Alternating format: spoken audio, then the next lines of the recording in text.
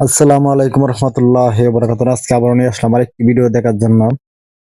এখানে এটা আমরা একটা অপূর্ব একটা বক্স, সেটা আপনাদের অনেকের মনে জায়গা করে নিয়েছি।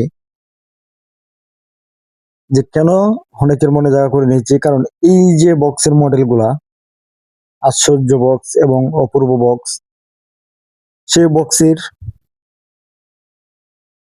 চিন্তা ভাবনা শুধু আমারই। কারণ আমি ছাড়া আজ পর্যন্ত কোনো লোকের সাহসে কোলায় নাই যে কিছু বক্স কোয়ালিটি তৈরি করতে, এমন পরিকল্পনা করতে।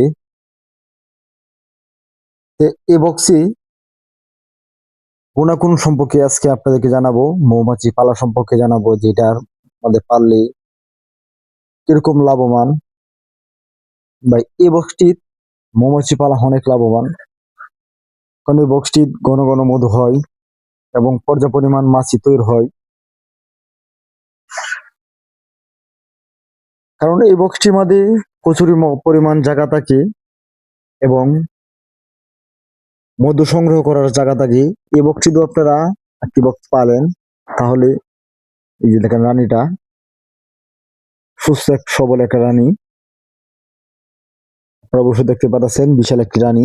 ক্ষুদ্র মৌমাছির বক্সের রানী কিন্তু আরো ছোট থাকে, কারণ এই বক্সটা পর্যাপ্ত পরিমাণ জায়গা থাকায়, পর্যাপ্ত পরিমাণ মাছি থাকায়, মাছি যখন খাবার দিতে পারে, বুলেন গুলো আনতে পারে।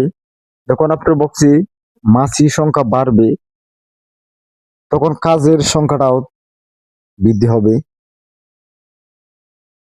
মধুর সংখ্যাটাও বৃদ্ধি হবে, সব দিকে আপনি লাভবান থাকবেন।